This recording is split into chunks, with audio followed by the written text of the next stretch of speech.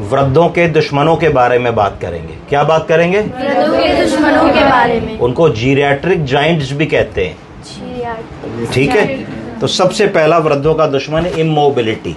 जब हमने ये समझ लिया कि अब हमें चलना फिरना नहीं है, हमें बिस्तर पे ही रहना है, हमें घर के बाहर नहीं निकलना है, हमें सैर करने नहीं जाना है, हमें अपने आप को हमने कन्फाइंड कर लिया रूम और टॉयलेट और बेडरूम और डाइनिंग रूम पे, तो उसको कहा जाता है इमोबिलिटी। क्या कहते हैं? इमोबिलिटी। कि हमने ये मान लिया कि अब हम वृद्ध हो गए हैं और वृद्धावस्था के कारण इमोबाइल हो गए हैं, अब हमारा चलना फिरना ठीक नहीं है।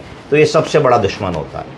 जैसे ही आप इमोबाइल हो जाते हैं तो आपकी जो मांसपेशियां हैं वो कमज़ोर होने लगती हैं और शिथिलता आने लगती है, आप लड़खड़ाने लगते हैं, आप ज़्यादा चलें तो गिर सकते हैं, चलने पे हाथों पैरों की मसल्स और टिश्यूज में हाइपोक्सी ऑक्सीजन की कमी होने लगती है, जोड़ स्टिफ होने लगते हैं। जोड़ जब स्टिफ होने लगते हैं तो ऑस्टियोपीनिया, ऑस्टियोपोरोसिस, ऑस्टियोआर्थराइटिस और फिर डिफॉर्मिटी डेवलप हो जाती है। तो यहाँ से वहाँ तक जाने में भी जोड़ दर्द करने लगते हैं। तो वृद्धों का पहला दुश्मन है, बोलिए क्या? इमोबिलिटी।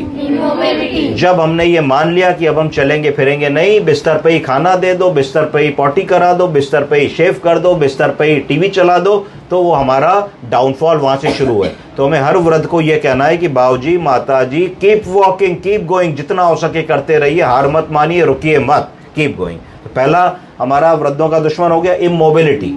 ठीक है, दूसरा क्या है?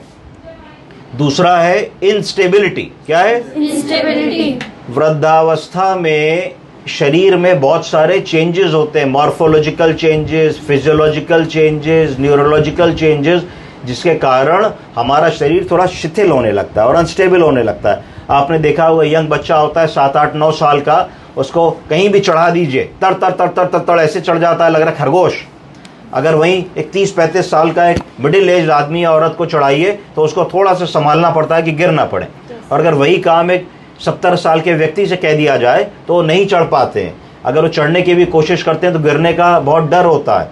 हो सकता है कि वो लोग उस समय तक आते आते छड़ी पे आ गए हों, वॉकर पे आ गए हों।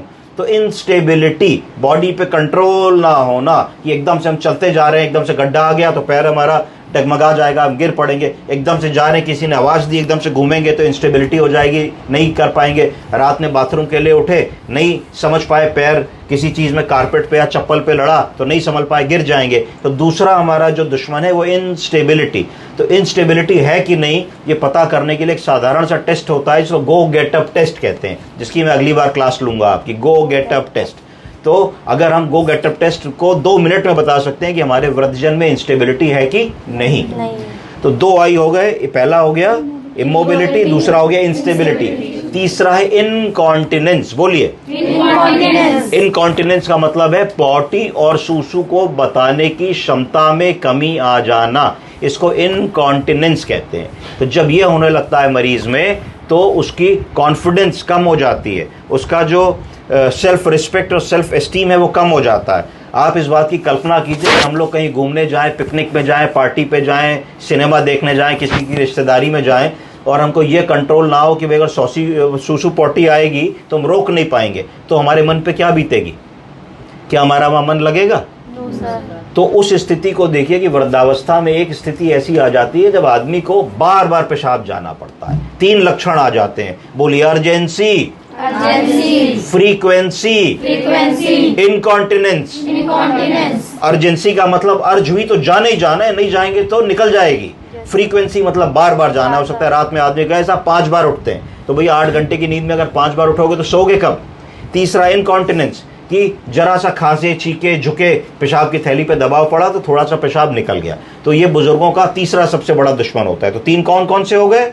Immobility, instability, incontinence. अगला आइए इम्पेयर्ड मेमोरी। क्या हो गया? Impaired memory. जैसे जैसे उम्र बढ़ती है ब्रेन के न्यूरॉन्स में कमी आने लगती है, ब्रेन के सेल्स वीक होने लगते हैं और एजिंग के कारण बहुत सारे लोगों में याददाश्त में कमी आने लगती है।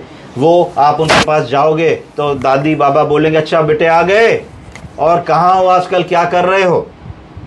तो तो उनको पता है कि तुम जॉब कर रहे हो कि पढ़ाई कर रहे हो, उनको तुम्हारा नाम भी पता है, पर वो धीरे से कह देंगे मुन्नी आ गई, देखो बबू आ गया, देखो बेटा आ गया, और बेटा कैसे हो, या तुम्हारे और भाई बहनों से तुम्हारा नाम कंफ्यूज करेंगे। तो इसको धीरे धीरे कहते हैं इंटेलेक्चुअल इम्पेयरमेंट। क्या कहते हैं? Intellectual impairment. इसका मतलब है कि ब्रेन से जो इंफॉर्मेशन हमें वापस लानी है, यानी कि कौन आया, उसका क्या नाम है, क्या खाया, कब खाया, हमारे देश का राष्ट्रपति कौन है, हमारे देश का प्रधानमंत्री कौन है, हमारे कितने बच्चे हैं, हम कब पैदा हुए, हमारी बर्थ डेट कब होती है, हम कब रिटायर हुए, हम कहाँ काम करते थे, हमारा हाई स्कूल हमने किधर से किया। ऐसे वो सवाल होते हैं जो ज़िंदगी में कभी भी आदमी नहीं भूलता है, पर अगर आप इन सवालों को भी पूछेंगे तो आपको ऐसा लगेगा कि मरीज़ इसका सही जवाब कई बार नहीं दे पा रहा होता है। तो ये वृद्धों का चौथा और मोस्ट इंपॉर्टेंट जो है दुश्मन होता है, क्योंकि जब मानसिक रूप से कोई कमज़ोर हो गया और शिथिल हो गया तो फिर वो अपने छोटे बड़े डिसीजंस नहीं ले पाता, छोटे बड़े काम नहीं कर पाता, मोबाइल रिचार्ज नहीं करा पाता, बैंक से पैसा नहीं निकलवा पाता, पेंशन लेने नहीं जा पाता, डॉक्टर के पास नहीं जा पाता है, सोशलाइज नहीं कर पाता है, घर में बंद होकर के रह जाता है। तो ये ध्यान रखना है। इसके लिए MMS होता है, मिनी मेंटल स्कोर, बड़ा आसान है। दिखाओ बाबू जी ये क्या है, पेन है, ये क्या है, चश्मा है, ये क्या है, घड़ी है, और 2-4 मिनट बाद किसी और बातों में लगाओ, फिर पूछो आपको 3 चीजें दिखाई, बता दीजिए। अगर सब ठीक बता रहे तो MMS कहते हैं, मिनी मेंटल स्कोरिंग। तो उससे आप इवेलुएट कर सकते हैं कि याददाश्त की क्या स्थिति है। तो मोटा मोटा ये 4-5 चीजें आपको जो जीरैट्रिक जाइंट्स या वृद्धों के दुश्मन है, इन पे आपको काम करना है, और गो गेट अप टेस्ट में अगली क्लास में बताऊंगा। Thank you. Thank you sir.